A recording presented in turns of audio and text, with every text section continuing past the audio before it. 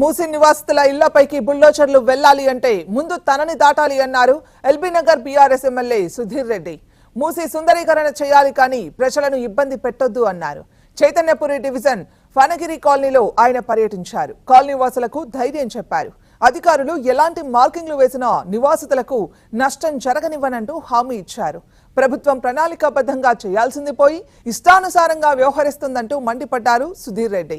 తాము 14,000 కోట్ల రూపాయలతో మూసి అభివృద్ధికి శ్రీకారం చుట్టామని, కానీ పేదలు మధ్యతరగతి వాళ్ళ ఇండ్లను ముట్టుకోలేదన్నారు.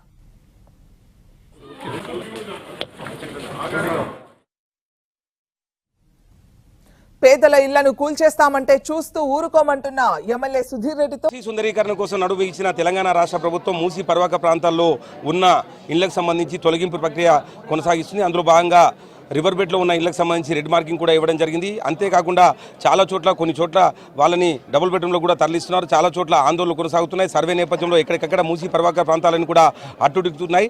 ఎల్బీనగర్ ఎమ్మెల్యే దేవిరెడ్డి సుధీరెడ్డి గతంలో మూసి రివర్ ఫ్రంట్ కార్పొరేషన్ చైర్మన్గా చేశారు. ఇప్పుడు ఈ మూసి ఆందోళన నేపథ్యంలో జనాలకు ఏం చెప్తారు, ప్రభుత్వానికి ఏం చెప్తారు?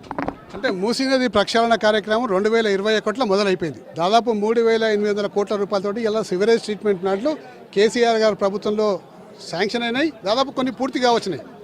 అదొక ఫస్ట్ ఫేజ్. సెకండ్ ఫేజ్లో మిగతా మూసి అంతా కూడా దాన్ని క్రాస్ బ్రిడ్జెస్ కట్టాలి.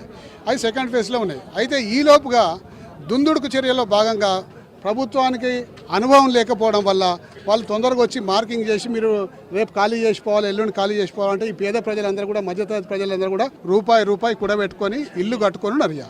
అకస్మాత్తుగా ఈ ఇంటి ఆయన పోయి డబుల్ బెడ్రూమ్లో ఉండమంటే ఉంటాడా అండి? ఉండలేడుగా. మీరు కూల కొడుతున్న మీరు డబుల్ బెడ్రూమ్ ఇస్తాం, ఉప్పల్లో మీరు రాండి, బస్సు రెడీ చేసామంటే చాలా భయభ్రాంతులకు గురవుతుంటారు. మేము ఒకటే చెప్తున్నాం ఏంటంటే మూసీ నది యొక్క అభివృద్ధి మీరు చేయాలనుకుంటే పేద ప్రజల మీద, వాళ్ళ ఏడుపు మీద కానీ, వాళ్ళ యొక్క ఇది మీద కానీ అభివృద్ధి చేయకండి. వాళ్లకు సరైన నష్టపరిహారం అందజేయండి. ప్రభుత్వం దుందుడుకు చర్యలు ఇప్పుడు హైడ్రా చేస్తుంది, మేము కూడా చేస్తామని చెప్పేసి ఏదో విధంగా ముందుకు వచ్చేసి భయభ్రాంతులు చేస్తే ఈ ప్రజలకు మేము అండగా ఉంటాం. పార్టీలకు అతీతంగా అన్ని పార్టీలు కలిసి అంటే డబుల్ బెడ్రూమ్ ఇస్తా అంటున్నారు, మరోవైపు నష్టపరిహారం కూడా ఇస్తా అంటున్నారు. ఎంత మేరకు ప్రభుత్వం ఇచ్చేదానికి మీరు ఒప్పుకుంటారా? చూడండి, డబుల్ బెడ్రూమ్ అంటే డబుల్ బెడ్రూమ్ ఇప్పుడు వీళ్ళందరూ పక్కా ఇళ్ళు కట్టుకున్నారండి. 2-3 కోట్ల పడుతుంటుంది. 2-3 కోట్ల పడుతుంటప్పుడు డబుల్ బెడ్రూమ్ ఇస్తే ఏ విధంగా న్యాయం అవుతుందండి? కాబట్టి ఒక్క రూమ్, సింగిల్ రూమ్ వేసేసి వాళ్ళు ఒక రూమ్లో ఉంటున్న గుడిసె వేసుకున్న తర్వాత రూమ్ కింద కన్వర్ట్ చేస్తున్న వాళ్ళకి డబుల్ బెడ్రూమ్ ఇవ్వండి. వాళ్ళు ఎందుకంటే అంతకైనా మెరుగైన వసతి కాబట్టి వాళ్ళు యాక్సెప్ట్ చేస్తారు.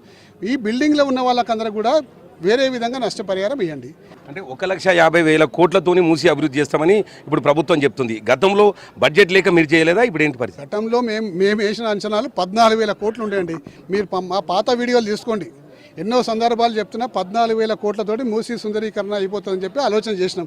ఇప్పుడు 1,50,000 కోట్లు ఎట్లా పెరిగింది, ఎందుకు పెరిగింది అనే సంగతి మాకే అర్థమవుతలేదు. దీంట్లో ఏం మతలబు ఉందో సంగతి రాబోయే రోజుల్లో దాన్ని అంతా కూడా స్టడీ చేసి మేము ప్రజల ముందుకు తీసుకొస్తాం. ఇక్కడ లేని ఆందోళనలు ఇక్కడ మన చైతన్యపురి కొత్తపేట ప్రాంతంలో ఎక్కువ జరుగుతూ ఉన్నాయి. పూర్తిగా ఈ మూసి పరివాహక ప్రాంత ప్రజలు చాలామంది కంటి మీద నిద్ర లేకుండా కూడా జీవనం కొనసాగిస్తున్నారు. వీళ్ళకి అసలుకి ప్రభుత్వం చెప్తుంది ఏంటి, మీరు స్థానిక ఎమ్మెల్యేగా మీరు చెప్తుంది ఏంటి? ఏం భయపడదని చెప్తున్నాం. ఈ రోజు హరీష్ రావు గారు హైదర్సా గోటు పోయినరు. ఇదే విధంగా రేపొద్దున కంటిన్యూ అయిపోతే ప్రభుత్వం ఇదే విధంగా నిరంకుశంగా ప్రవర్తిస్తే కేసీఆర్ గారు ఇక్కడికి వస్తారు, కేటీఆర్ గారు వస్తారు, హరీష్ రావు గారు కూడా వస్తారు, అందరూ వస్తారు. భారతీయ జనతా పార్టీ నాయకులు కూడా తీసుకొస్తాం. ఇప్పుడు 1,50,000 కోట్ల రూపాయలు ఎలా అభివృద్ధి చేస్తారని కూడా ప్రశ్నిస్తున్న పరిస్థితి కనిపిస్తుంది. ఏదైనప్పుడు కూడా మూసి పరివాహక ప్రాంత ప్రజలకు బీఆర్ఎస్ పార్టీ అండగా ఉంటుంది. అన్ని రాజకీయ పార్టీలను తీసుకుని వచ్చి ఈ మూసి పరివాహక ప్రాంత ప్రజలకు అన్యాయం కాకుండా చూస్తామని చెప్పి దేవిరెడ్డి సుధీరెడ్డి చెప్తా ఉన్నారు.